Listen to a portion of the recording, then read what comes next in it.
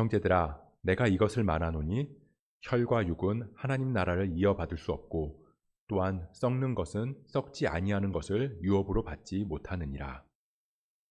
내가 너희에게 비밀을 말하노니 우리가 다 잠잘 것이 아니요 마지막 나팔에 순식간에 호련히 다 변화되리니 나팔 소리가 나매 죽은 자들이 썩지 아니할 것으로 다시 살아나고 우리도 변화되리라. 이 썩을 것이 반드시 썩지 아니할 것을 입겠고 이 죽을 것이 죽지 아니함을 입으리로다.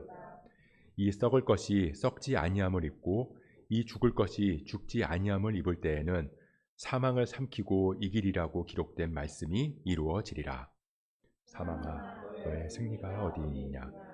사망아, 내가 쏘는 것이 어디 있느냐?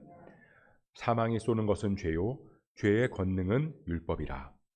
우리도 예수 그리스도로 말미암아 우리에게 승리를 주시는 하나님께 함께 읽습니다. 그러므로 내 사랑하는 형제들아, 견실하며 흔들리지 말고 항상 주의 일에 더욱 힘쓰는 자들이 되라. 이는 너희 수고가 주 안에서 헛되지 않은 줄 알미라. 아멘. 이 안데르센 동화 중에 미운 오리 새끼라는 동화가 있습니다. 어렸을 때 많이 읽었고 지금까지도 아이들 동화 전집에 빠지지 않는 동화이기도 하는데요. 내용은 이렇습니다. 다 잘 알고 계시겠지만 오리가 알을 품고 있어요. 근데 알을 깨고 이제 하나하나 오리들이 태어나는데요. 유독 큰 알 하나가 있었습니다. 새끼가 그 알을 깨고 태어나기까지 굉장히 시간이 더 오래 걸렸어요. 마침내 큰 알에서 마지막 오리가 태어났는데 그 오리가 너무나 다르게 생긴 겁니다. 그래서 엄마 오리도 또 형제 오리들도 너무 못생겼다고 놀리기 시작하는 거예요. 생긴 것도 다르고 하는 짓도 다르다 보니까 시간이 지날수록 계속 미움만 받았습니다. 미운 오리 새끼가 된 거죠.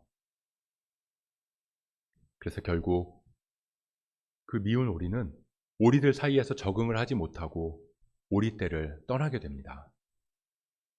그렇게 한참을 여기저기 떠돌아다니다가 연못에 떠다니는 백조들을 봤어요. 너무나 아름답고 우아한 그 모습에 반한 거죠. 하지만 자기랑은 너무나 어울리지 않는 나는 그 생각에 우울해하면서 그렇게 시무룩하게 있을 때 백조 한 마리가 와서 이야기를 합니다. 너 참 아름답구나. 우리랑 같이 다니자. 그때 이 미운 오리 새끼가 이야기를 해요. 난 너희랑 어울릴 수 없어. 난 너무 못생겼어. 그러자 백조들이 이야기를 합니다. 물에 비친 네 모습을 한번 봐라. 결국 이 미운 오리 새끼는 자기가 백조라는 것을 깨닫고 백조들과 같이 하늘을 날면서 행복하게 살았다라는 내용입니다. 이 백조랑 오리는 똑같은 새예요. 하지만 백조는 오리 사이에서 섞여서 살아갈 수 없습니다. 반대로 오리도 백조 사이에서 섞여서 살아갈 수가 없어요. 왜냐하면 비슷해 보여도 존재 자체가 전혀 다르기 때문입니다. 물과 기름처럼 아무리 흔들어도 섞일 수 없는 것처럼 말이죠.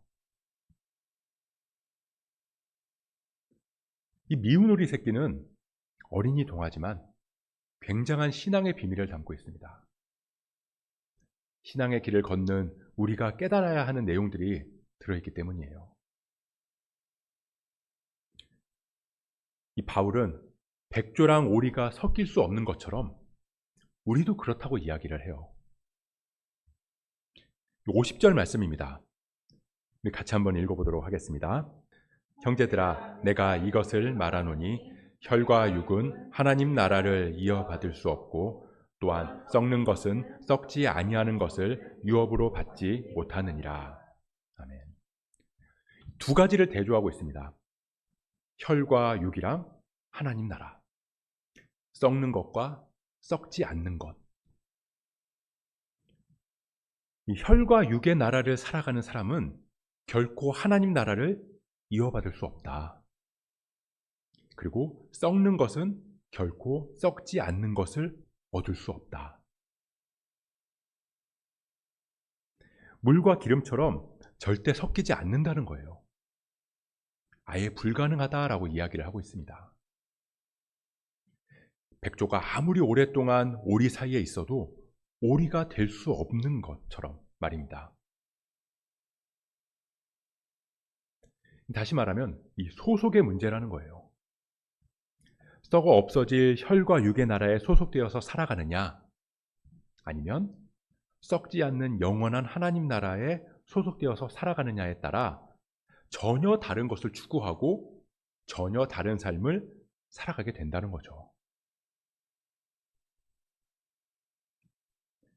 이 혈과 육은 단순히 우리의 몸만 말하는 게 아닙니다. 이 몸은 하나님 주신 선물이잖아요. 그렇기 때문에 우리는 우리의 몸을 소중히 해야 돼요. 여기서 바울이 말하는 혈과 육은 혈과 육을 추구하는 삶을 의미합니다. 이 하나님은 우리를 백조로 지으셨어요. 선하게 살아가면서 아름다운 것들을 추구하도록 우리를 지으셨습니다. 하지만 우리는 오리떼 사이에 섞여서 살아가고 있는 거죠. 선한 것을 선한 것으로 바라보지 못하고 왜곡하면서 오로지 이 보이는 것들, 혈과 육을 추구하는 곳에서 살아가고 있다는 거예요. 영원하신 하나님 없이 영원하려고 하는 욕망을 가지고 그 욕망을 채워줄 수 있다고 느끼게 하는 것들을 추구하면서 살아가고 있다는 겁니다. 이를테면 돈, 권력, 학벌, 외모, 쾌락, 이런 것들을 가지면 온 세상의 주인이 된 것처럼 내 행복이, 내 삶이 영원할 수 있다고 그렇게 느끼게 되는 것처럼 말입니다. 이 하나님은 돈, 권력, 학벌, 그런 것 같이 썩어 없어질 것들을 사용해서 영원한 하나님 나라를 이루라고 말씀하셨는데, 그것들을 사용하는 게 아니라 사랑하면서 그것들 속에서 영원을 소망하게 되었다는 거죠. 예수님께서도 이 두 가지가 공존할 수 없다고 말씀하셨어요. 마태복음 6장 24절 말씀인데요. 이 말씀도 같이 한번 읽어보도록 하겠습니다. 함께 읽습니다. 시작. 한 사람이 두 주인을 섬기지 못할 것이니 혹 이를 미워하고 저를 사랑하거나 혹 이를 중히 여기고 겸하여 섬기지 못하느니라. 그리고 바울도 그들은, 그러니까 혈과 육에 속한 자들, 썩어 없어질 것들을 추구하는 자들은 하나님 나라에 들어갈 수 없다라고 말하고 있는 겁니다. 근데 들어갈 수도 없지만 들어간다 해도 살 수 없어요. 살아갈 수가 없습니다. 마치 백조가 오리 사이에 끼어 있는 것처럼 행여나 그 사이에 있다 해도 견딜 수 없는 거죠. 그래서 시편 기자가 이렇게 고백을 합니다. 그러므로 악인들은 심판을 견디지 못하며 죄인들이 의인들의 모임에 들지 못하리로다. 혹시 악인이 의인들 사이에, 또 반대로 의인이 악인들 사이에 있게 되더라도 그 자체로 말도 못하게 어색하고 견딜 수 없이 괴로워서 스스로 뛰쳐나갈 수밖에 없다는 거예요. 즉 영원한 것을 추구하는 사람들은 썩어버릴 것을 추구하는 곳에서 결코 살 수 없다는 거죠.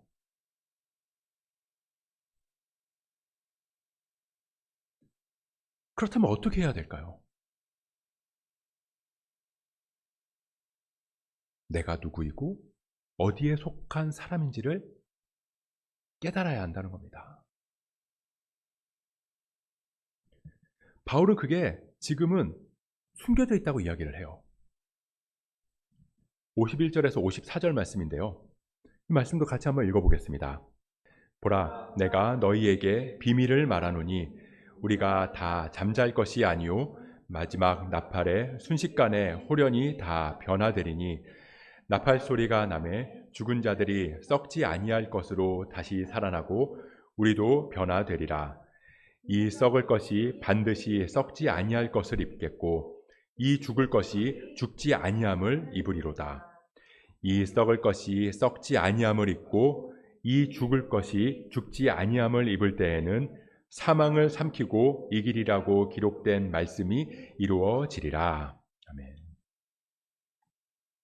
그런데 그 비밀은 곧 드러나게 될 비밀이라는 겁니다. 비밀을 말하노니, 그러니까 비밀은 비밀인데 공개된 비밀이라는 얘기예요. 근데 그 비밀이 뭐냐? 죽음은 끝이 아니라 잠자는 거라는 거죠.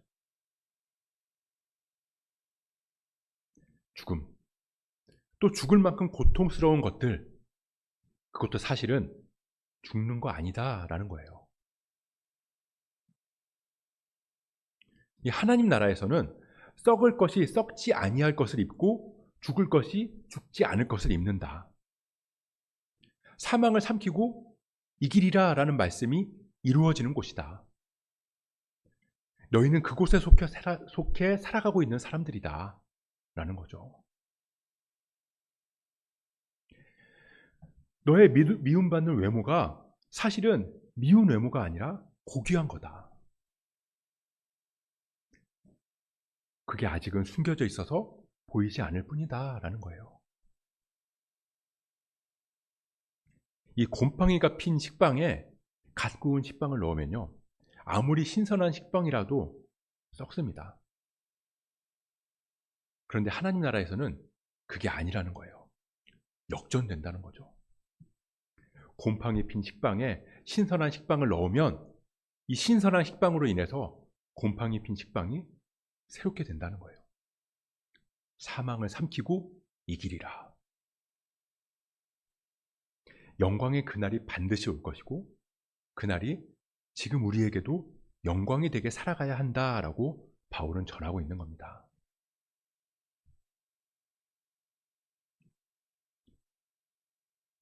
우리가 어떨 때는요, 밤에 자기 싫을 때가 있어요. 이렇게 잠드는 게 너무 아까울 때가 있는 거죠. 그런 생각이 들 때가 저도 예전에 가끔씩 있었습니다. 근데 우리가 왜 그런 생각이 들까라고 생각을 해보면 오늘의 미련이 남아있기 때문인 것 같아요. 하루를 이렇게 보낸다는 게 억울한 거죠. 그런데 다음날 정말로 중요하고 정말로 행복한 일이 있는 사람들, 그런 사람은 어떨까요?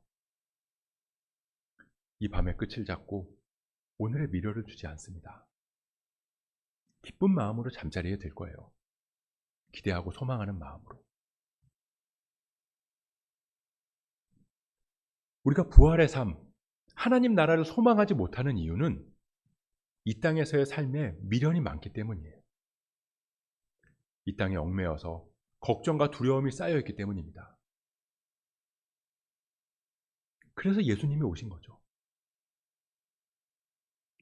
우리 히브리서 말씀인데요, 이번에 히브리서 2장 14절에서 15절 말씀, 이 말씀도 같이 읽어보겠습니다. 시작. 자녀들은 혈과 육에 속하였음에 그도 또한 같은 모양으로 혈과 육을 함께 지니심은 죽음을 통하여 죽음의 세력을 잡은 자 곧 마귀를 멸하시며 또 죽기를 무서워함으로 한평생 매여 종노릇하는 모든 자들을 놓아주려 하심이니. 예수님은 우리가 백조인 것을 알게 하시고 오리들 사이에서 오리들의 삶에 얽매여 있는 우리를 자유케 하기 위해서 오신 거예요. 우리가 하나님 나라 백성임을 깨닫게 하시고 죽음에 얽매여서 종노릇하고 있는 우리를 그 종의 자리에서 자유케 하시고 이제 하나님에 매여서 영원한 왕노릇하게 하기 위해서 오신 겁니다.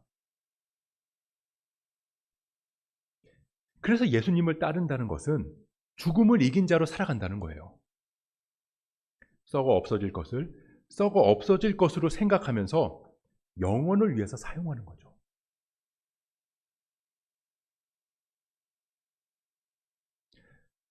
사탄이 우리를 넘어뜨리는 방법 혹시 아시나요? 이거 알아야 되는데. 그 방식은 지금껏 한 번도 변한 적이 없습니다. 우리나라 축구팀이 이 남아공한테 0대1로 졌을 때, 그때 이 매일경제 기사 제목을 제가 봤는데 이렇게 나왔더라고요. 매일경제 기사 제목에 편안하게 승리한 남아공 감독 점점점 한국 전술 뻔했다. 위협적인 장면 없어. 이렇게 나왔습니다. 사탄이 우리를 무너뜨리기 위해서 사용하는 전략은 너무나 뻔해요. 근데 문제는 번번이 우리가 알면서도 당한다는 거죠. 근데 그 전술이 뭐냐면요. 죽음에 대한 두려움을 주는 겁니다. 그래서 이 썩어 없어질 것에 대해서 집착하게 만들어요. 이거 없으면 죽을 것 같고, 이거 없으면 큰일 날 것 같고, 정말 그렇게 죽을 것 같은 두려움을 느끼게 하는 거죠. 그러면 어떻게 되냐? 우리가 하나님과 멀어지게 됩니다. 그런 기회를 주는 거예요. 요한일서 4장에 보면요. 하나님은 사랑이시다라고 하면서 사랑의 두려움을 내쫓는다라고 말씀하세요. 그러니까 하나님은 사랑이시고 사랑은 두려움을 내쫓는다. 그 말은 하나님과 함께하면 두려움이 사라지게 된다라는 거죠. 근데 그 말을 반대로 이야기하면 두려움이 생겼다는 건 하나님과 멀어질 수 있는 틈이 생길 수 있다는 말이잖아요. 사탄이 우리에게 두려움을 느끼게 해서 하나님과 우리 사이에 이 틈이 생기게 되면 그 틈으로 죄를 쏩니다. 화살같이 그 틈 사이로 죄를 쏴요. 그래서 우리 안에 죄가 들어오는 순간 이게 어디서 날아왔는지 모르는 화살을 맞은 것처럼 번뜩 이 죄의 마음이 죄가 마음에 파고 들어오는 거죠. 스쳐가는 영상 한 장면, 사진 한 장, 또는 상대방의 말 한마디, 스쳐가는 눈빛, 그런 것들이 딱 보이면서 죄가 순식간에 우리 안으로 스며들어옵니다. 그렇게 죄에 쏘여서 죄의 독이 우리 몸에 싹 퍼지면요, 그 즉시 사탄은 율법을 이용해요. 율법이 딱 들어와서 너는 죄인이다 라고 정죄하기 시작합니다. 야, 네가 그러고도 그리스도인이냐? 야, 그런 생각, 그런 감정 갖는 게 말이나 되냐? 야, 넌 자격도 없어. 네가 진짜 구원받았다고 생각하는 거 아니지? 이렇게 우리를 정죄하는 거예요. 그럼 계속 자책과 정죄로 우리를 죽어가게 하는 겁니다. 그게 죄의 종노릇을 하게 만드는 거예요. 그 말씀이 56절의 말씀입니다. 사망이 쏘는 것은 죄요, 죄의 권능은 율법이라. 스스로 죽어가게 하는 거죠. 정죄하고 자책하면서. 영원한 하나님 나라에서 멀어지게 만드는 게, 그래서 영원한 하나님 나라에서 멀어지게 만드는 게 사탄의 전략이에요. 그 율법에 가로막혀서 계속된 그 율법의 정죄로 인해서 은혜로 나가지 못하게 만드는 거. 그래서 평생 내가 누구인지, 내가 어디에 소속되어 있는지, 내가 무엇을 추구하면서 살아가야 하는지도 모른 채 그냥 서서히 죽어가게 만드는 겁니다. 그러다 보면 내가 점점 죽어감으로 인해서 내 옆에 있는 사람들까지도, 그냥 곰팡이 핀 식빵 옆에 신선한 식빵까지도 죽음으로 전염되게, 죽음을 전염시키는 것.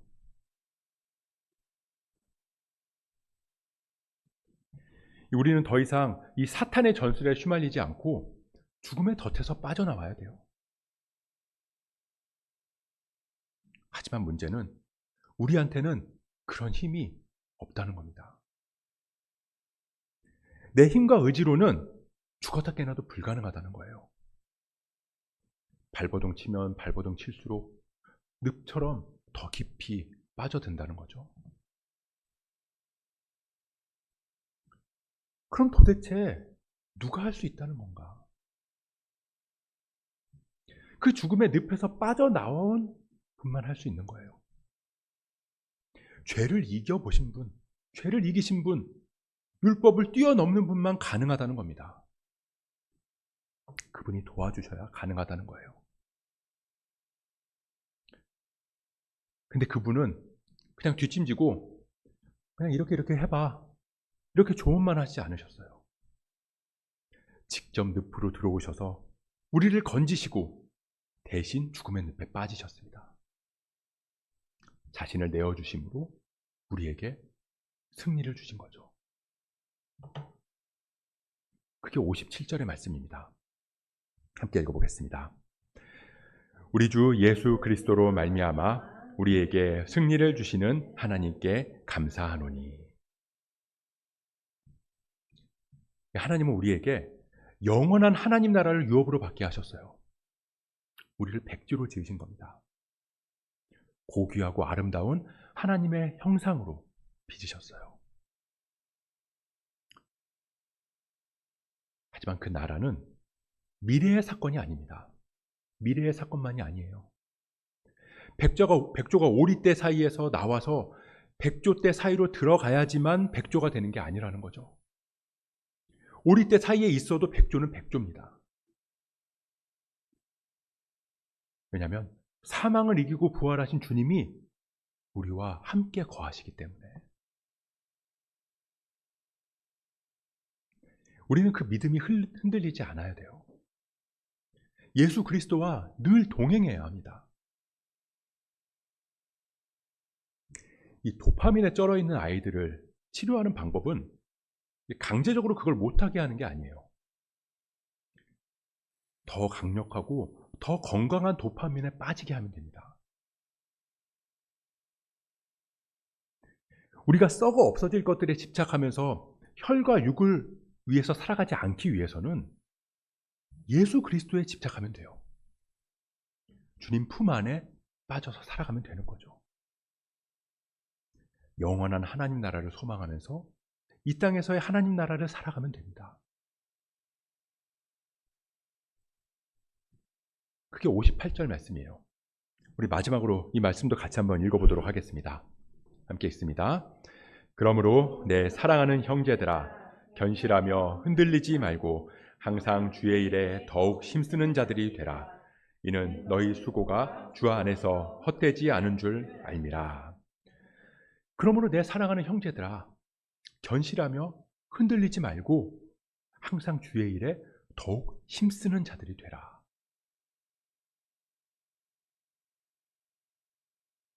주의 일은 예배, 기도, 찬양만을 이야기하는 게 아니에요.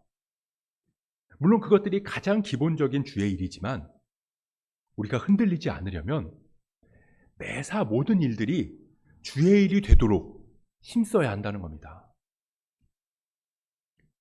집에서 집안일을 하는 것도, 학교에서 공부를 하고 일터에서 일을 하는 그 모든 것들이 다 주의 일이 되도록 힘쓴다면 주님이 우리를 흔들리지 않게 붙들어 주신다는 거예요.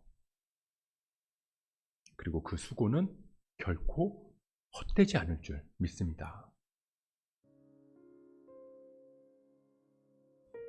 이 부활을 산다는 말은 참 와닿지가 않아요. 도대체 부활을 산다는 게 뭔가? 부활을 산다는 게 무슨 의미인가? 어떤 뜻인가? 간단합니다. 부활하신 주님을 따라 살아가는 거예요. 부활하신 주님으로 충분한 삶을 살아가는 겁니다. 매사에 주님이라면 어떻게 하실까? 그걸 묻고 그 뜻대로 살아가면 돼요. 이 검은 잉크가 가득한 이 컵에 계속 깨끗한 물을 부으면 결국에는 검은 잉크가 다 빠져나가는 것처럼 죄의 삭신 사망으로 가득한 우리 안에 부활하신 주님을 계속 채우면 그럼 결국에는 죄와 사망이 점점 밀려나게 되는 거죠. 그게 하나님 나라를 살아가고 부활을 살아가는 겁니다. 그렇게 이 땅에서 하나님 나라를 살아가는 사람들, 그런 사람들이 죽음 이후에도 그 영원한 하나님 나라를 이어서 살아갈 수 있는 거예요.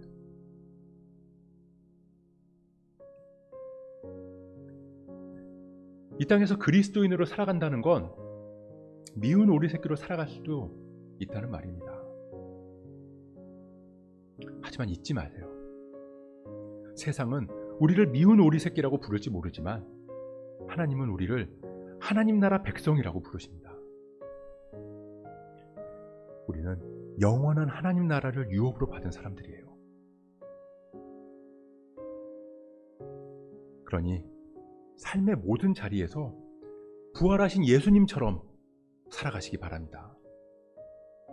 흔들리지 말고 주의 일에 항상 더욱 힘쓰는 자들이 되기를 바랍니다.